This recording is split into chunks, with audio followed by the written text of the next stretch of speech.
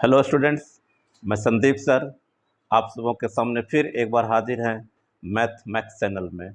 जैसा कि आपको पता है कि ये जो मेरा चैनल है, हम इस पे एजुकेशन से रिलेटेड वीडियो को देते हैं और उसमें जो मेरा सब्जेक्ट होता है वो मेरा मैथ होता है।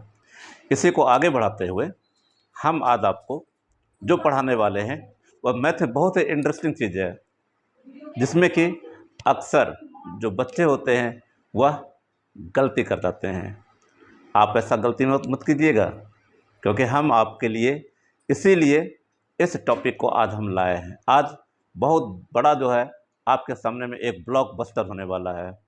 जो मेरा टॉपिक का जो नाम होगा वह होगा क्लास 10th के लिए, सीबीएसई के लिए जो सबसे इम्पोर्टेंट टॉपिक्स है वह है up streams and down streams से रिलेटेड जो सवाल होता है, इसमें अक्सर बच्चे उलझ जाते हैं।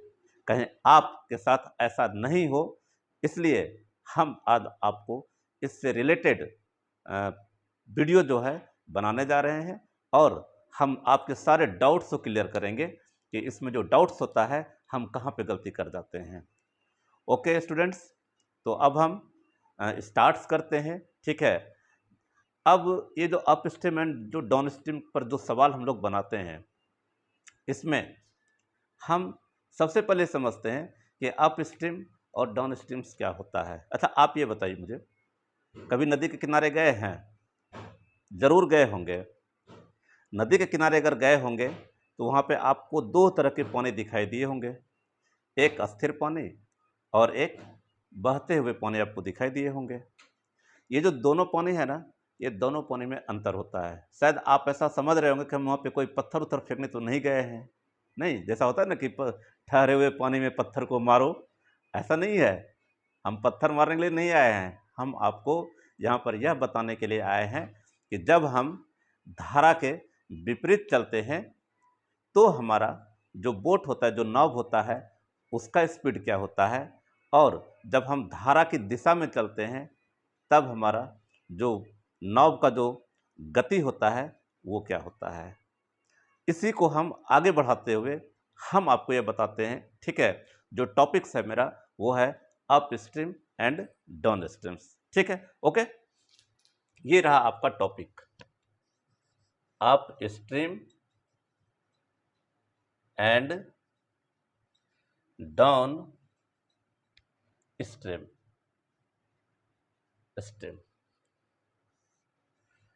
अब आप सोचिए कि नदी में हम लोग कैसे चलते हैं। मान लीजिए ये आपकी नदी है, तो निश्चित रूप से है इसमें पानी बह रहे होंगे। ठीक है, तो पानी जब बहेंगे तो पानी की दिशा जो होगा, हाँ, वो इधर, मान लीजिए कि पानी इधर चल रही है। ठीक है, तो आप जो चलेंगे इसमें, हाँ, वह दो तरह से चलेंगे। या तो आप इधर से चलेंगे या नहीं तो आप इधर से चलेंगे। ठीक है, अगर आप इधर से चल रहे हैं, यह आपका देखिए ये जो आपको जो दिशा जो दिखाई दे रहा है, हाँ, ये किसका है? ये पानी का, यानी कि वाटर का है। ठीक है, और ये जो है आपका बोट का, यानी कि इसको अगर हम बोलेंगे ये हमारा है वाटर और ये है हमारा बोट। ठीक है, ये है हमारा बोट। ठीक है, पानी की दिशा जो है आपका ये हो गया। अगर हम इधर से चलेंगे और पानी अगर इधर से बह रही है तो आपका जो यह जो होगा, इस बोट का जो होगा वह क्या होगा? वह होगा अप स्ट्रीम। ठीक है, अब अगर हम पानी भी इधर चल रहा है और हम भी इधर चल रहे हैं, ठीक है, तो हमारा जो होगा वह क्या होगा? Down stream. अब हमको देखिए क्या जानना है कि अब हम लोग जब चल रहे हैं तो निश्चित रूप से है, हाँ, कि दोनों का कुछ ना कुछ गति रहा होगा। तो क्या अब इसमें जो गति जो रहा होगा उस गति को देखिए। जैसे मान लीजिए कि बोट का जो स्पीड है वह है आपका x किलोमीटर पर आवर और पानी का जो है, हाँ, वह है आपका y किलोमीटर पर आवर। ठीक है, अब देखिए क्या है ना कि इसमें जो है, हाँ, जो सबसे इम्पोर्टेंट बात है वो देखिए क्या होता है इसमें। आप सबसे इम्पोर्टेंट बात देखिए क्या जानिए, हाँ, कि जैसे कि हम लोग कहीं पे चलते हैं, ठीक है, तो हम जब चलते हैं तो हमारे साथ में दो तरह का जो है ना क्या करता है, फोर्स काम करता है। एक जो होता है फोर्स, ठीक है, वह होता है हमको वह सपोर्ट करेगा, और एक जो फोर्स होगा वह हमको क्या करेगा, प्रतिरोध करेगा, यानी कि मुझे वह चलने में वह बाधा पहुंचाएगा। यही तो होता है हमारे समाज में, आप देख लीजिए, यही दो चीज़ होता है। अगर आप आगे बढ़ रहे हैं तो आपको क्या करेगा, या तो आपको पीछे करेगा, या नहीं तो पीछे करने की कोशिश करेगा। ये तो होता है। तो वही बात पानी के भी साथ में होता है बोट का, ठीक है। या तो पानी क्या करेगा, या तो बोट को आगे बढ़ने के लिए क्या करेगा, आगे उसको सपोर्ट करेगा, या नहीं तो उसको आगे बढ़ने से क्या करेगा, उसको रोकेगा। तो अगर वह पानी को आगे बढ़ने से रोक रहा है मतलब वह क्या होगा, अपस्ट्रीम। और अगर आपको पानी जो है यानी कि बहने की जो दिशा है अगर वह आपको सपोर्ट कर रहा है तो समझिएगा वह डाउन स्ट्रीम, ठीक है। बहुत सिंपल। अप स्ट्रीम में क्या होगा, माइनस होगा, डाउन स्ट्रीम में क्या होगा, प्लस होगा। ये जो है ना, ये कॉन्सेप्ट जो है बहुत ही इंपॉर्टेंट कॉन्सेप्ट है, जो अक्सर बच्चे क्या करते हैं, गलत कर जाते हैं। अब गलत क्यों करते हैं, तो जहाँ पे हमको लिखना था प्लस वहाँ पे लिख दिए माइनस, जहाँ पे लिखना था माइनस वहाँ पर लिख दिए प्लस, तो आपका हो गया। तो यह गलती आप नहीं करिए। इसके लिए इसका जो सबसे अच्छा जो कॉन्सेप्ट है वह है कि जब हम डाउन में चलते हैं तो मुझे वह क्या करता है, आगे बढ़ने में सपोर्ट करता है, तो वहाँ पे क्या होगा, प्लस। और जब हम अप स्ट्रीम में चलते हैं यानी कि धारा के विपरीत जब चलते हैं तो वह होता है हमारा डाउन स्ट्रीम, और वह मुझे क्या करता है, आगे बढ़ने से रोकता है। यानी कि रोकने का मतलब यह हुआ वो हमारे स्पीड को क्या कर देगा, कम कर देगा, इसीलिए वहाँ पर क्या होता है, माइनस।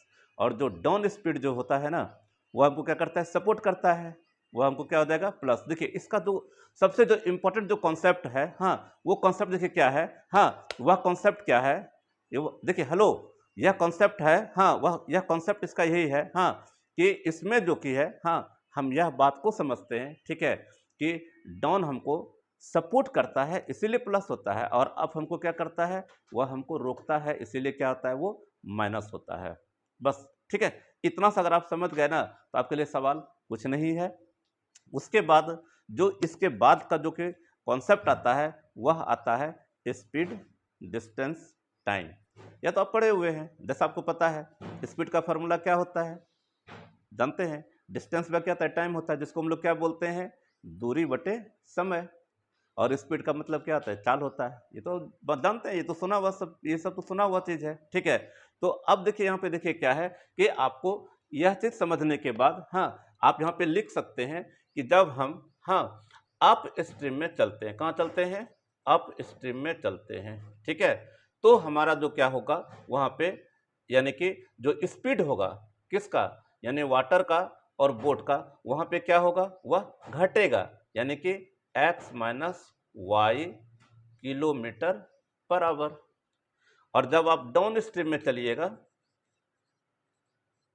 तो वहां पे क्या हो जाएगा, x plus Y kilometre per hour, ठीक है। यह सवाल जो है आपको लीनियर इक्वेशन टू वेरिएबल्स में ये बहुत ही इंपॉर्टेंट है, इस पे हर साल पूछा जाता है सवाल, ठीक है। तो देखिए क्या है, हाँ कि अब जब यहाँ पे स्पीड की बात हो रहा है तो ऐसा तो हो नहीं सकता है कि वहाँ पे डिस्टेंस नहीं होंगे, वहाँ पे क्या होंगे, डिस्टेंस भी होंगे, और क्या होंगे, टाइम होंगे, ठीक है। अब है क्या, फार्मूला। फार्मूला बहुत आसान है, क्या लिखते हैं फार्मूला, हम लोग लिखते हैं formula speed is equal to distance by time, time, ठीक है। अब देखिए क्या है इसमें सवाल में, देखिए क्या दिया हुआ रहेगा, कहेगा हाँ कि हम जो जाते हैं, हम इतना किलोमीटर जाते हैं, कुछ आपको डिस्टेंस दिया रहेगा, और फिर हम क्या होते हैं, रिटर्न होते हैं। तो ये जाने और आने का, हाँ क्या हो सकता है, बस दो ही बात होगा, जाने का डाउन और आने का अप, ठीक है। तो यहाँ पे जो कि है आपको अगर डिस्टेंस अगर दिया हुआ है, हाँ तो आप क्या करेंगे, वहाँ पे टाइम निकालेंगे।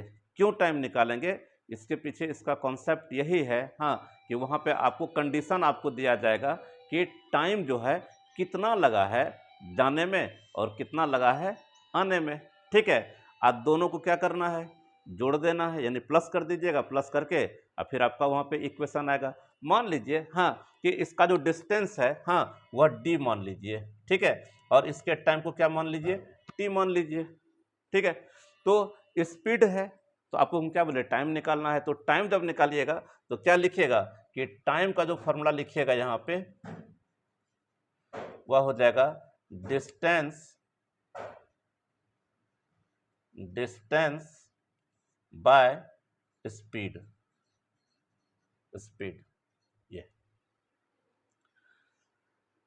ये जो है ना बस इतना ही आपको करना है।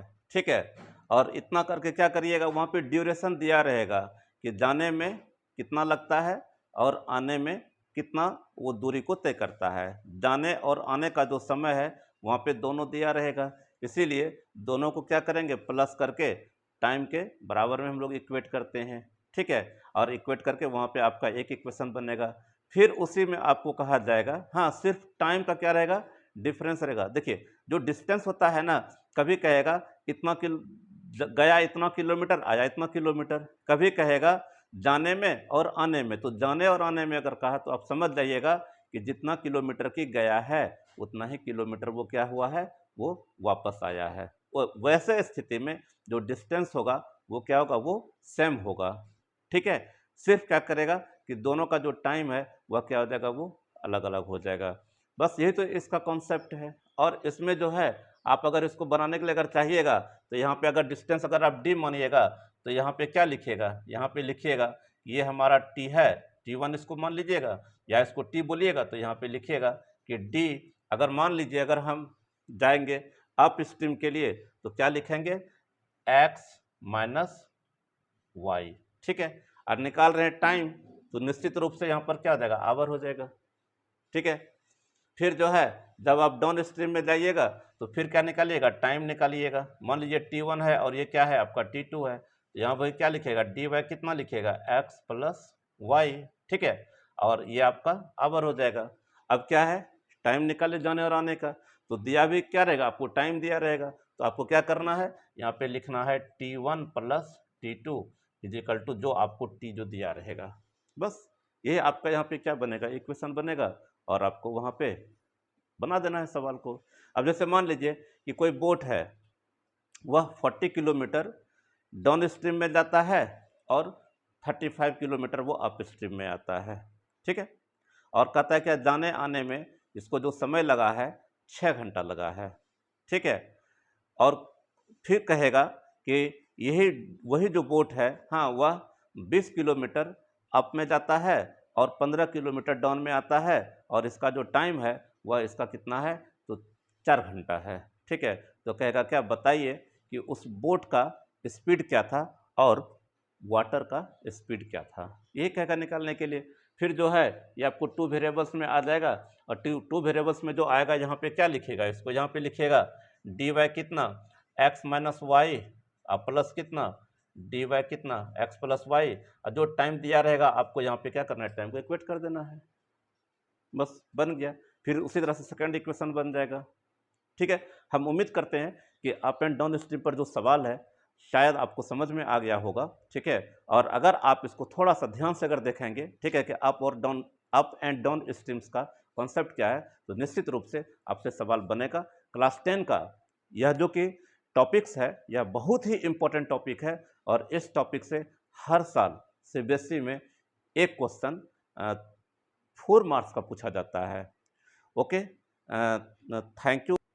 ओके स्टूडेंट्स, हम उम्मीद करते हैं कि आपको यह समझ में आ गया होगा। ठीक है, और हम आपसे यह कहना चाहेंगे, आपसे गुजारिश करेंगे कि अगर आपको कहीं पर भी कोई दिक्कत हो तो आप मेरे कमेंट बॉक्स में जाइए और आप हमको वहाँ पर कमेंट करिए। और अगर आपको किसी भी तरह का छोटे से छोटे भी अगर आपको क्वेरी अगर हो, अगर कोई अगर आपको कुछ दिक्कत अगर हो रही है हाँ, तो आप मेरे कमेंट बॉक्स में लिखकर आप मुझे भेजिए और हम उसका सॉल्यूशन श्योर निश्चित रूप से करेंगे। और आप हमारे इस YouTube channel math max Sandeep sir के नाम से जो हम चलाते हैं हाँ, इसको आप लाइक करिए, सब्सक्राइब करिए।